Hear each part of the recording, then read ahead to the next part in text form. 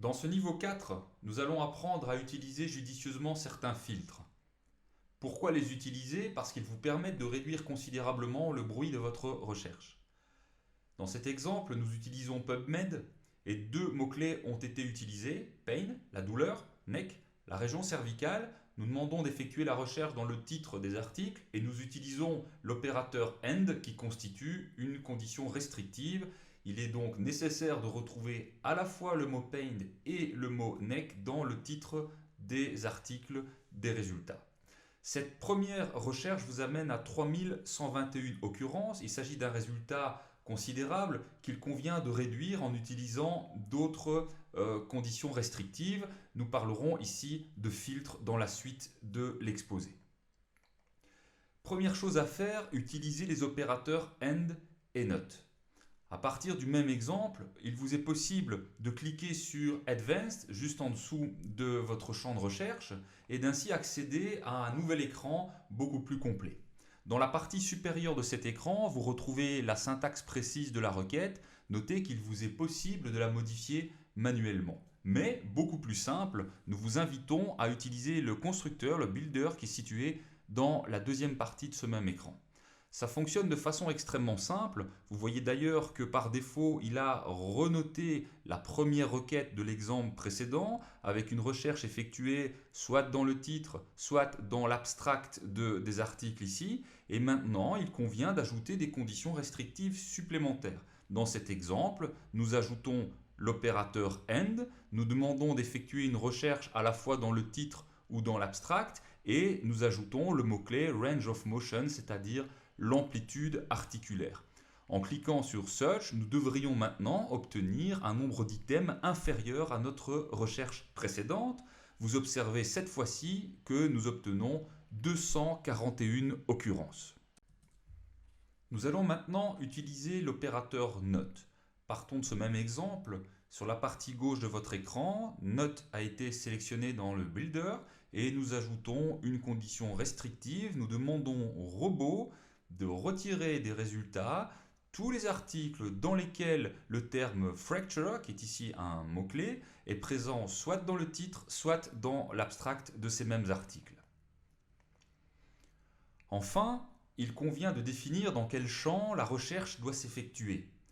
En effet, il vous est possible, comme vous le constatez ici sur la partie gauche de votre écran, de choisir où le robot doit interroger. Par défaut, All Field signifie tous les champs, c'est-à-dire le titre, l'abstract, le corps de l'article, c'est-à-dire dans le full text, mais aussi dans les auteurs ou encore par exemple le titre de la revue. Nous conseillons aux utilisateurs dans un premier temps de réserver leur recherche à cette simple sélection titre et abstract. Si le résultat est trop important, il sera toujours possible dans un second temps de limiter la recherche au titre de ces articles.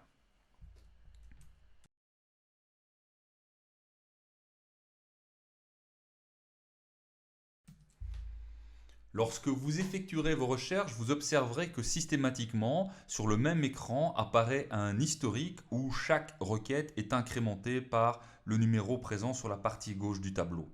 La syntaxe se retrouve dans la colonne centrale avec le query et vous avez les résultats obtenus sur la partie droite de ce même tableau.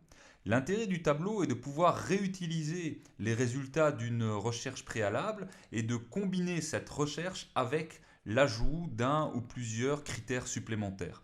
Par exemple, si nous imaginons que nous souhaitions repartir de la recherche numéro 1, c'est-à-dire la combinaison de pain et de neck, nous pouvons cliquer sur Add. Il va venir replacer la première partie de cette syntaxe dans le champ du dessus et vous pouvez maintenant utiliser un opérateur et déterminer dans quel champ la recherche s'effectue et venir y placer un mot-clé supplémentaire. Ceci constitue clairement un gain de temps dans votre travail.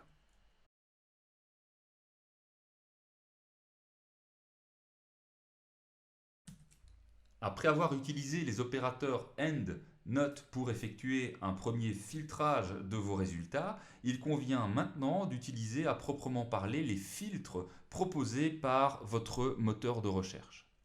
Pour ce faire, à partir de cette capture d'écran, vous voyez apparaître sur la partie gauche de cette dernière toute une série d'items qu'il vous sera possible d'activer. Notez que vous n'avez pas l'entièreté de ces informations, il faudra alors cliquer sur Show Additional Filters tout en bas pour avoir l'entièreté de ces informations.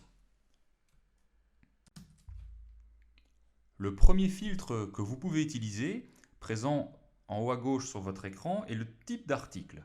Tous les articles n'ayant pas le même niveau de preuve scientifique, il est évident que vous pourriez être amené à réserver votre recherche aux articles qui présentent le plus haut niveau de preuve, par exemple une sélection uniquement des méta-analyses et des essais contrôlés randomisés.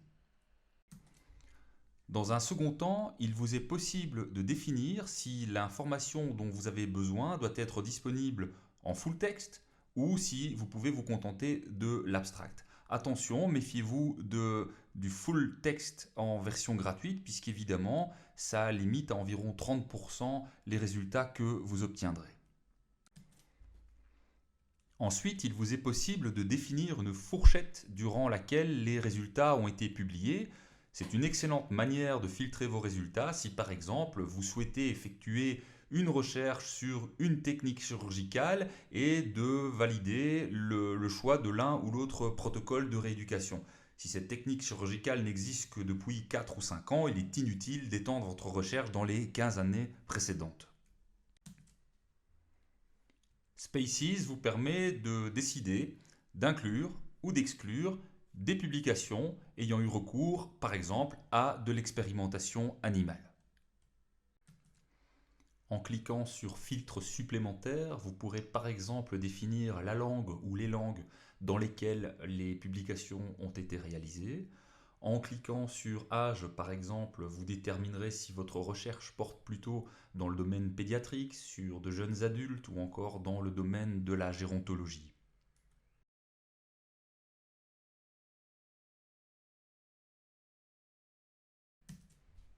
Quelques informations supplémentaires. Tout d'abord, chaque publication possède un code d'identification qui lui est propre. Il s'agit du DOI que vous voyez dans cet exemple en bas de page. Nous conseillons de conserver cette information puisqu'elle vous permettra ultérieurement de réaccéder beaucoup plus rapidement à la même information.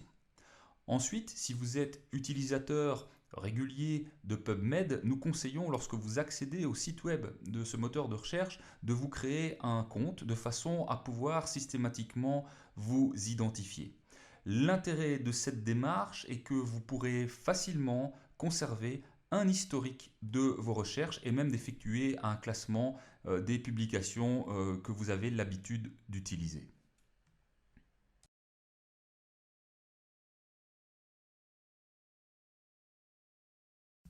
Nous vous proposons maintenant un exercice pour mettre en application ces différents concepts et vous invitons à vous diriger vers PubMed afin d'y entrer la requête suivante. Nous combinons ankle injuries, donc les lésions de la cheville, terme mèche, and, condition restrictive, rehabilitation, terme mèche qui signifie rééducation. En procédant de la sorte, vous obtiendrez 557 occurrences, résultat trop important. Et vous demandons de limiter votre investigation aux méta-analyses, aux RCT, effectuées dans les 10 dernières années et accessibles en full texte.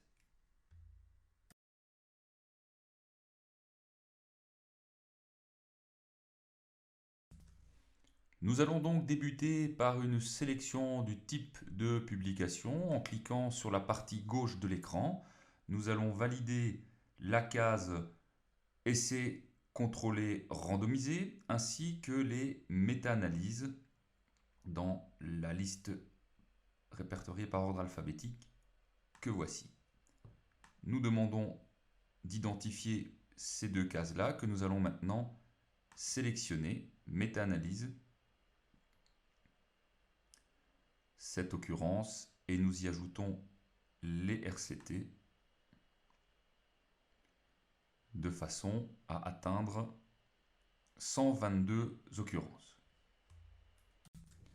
Ensuite, nous allons sélectionner les accès en full text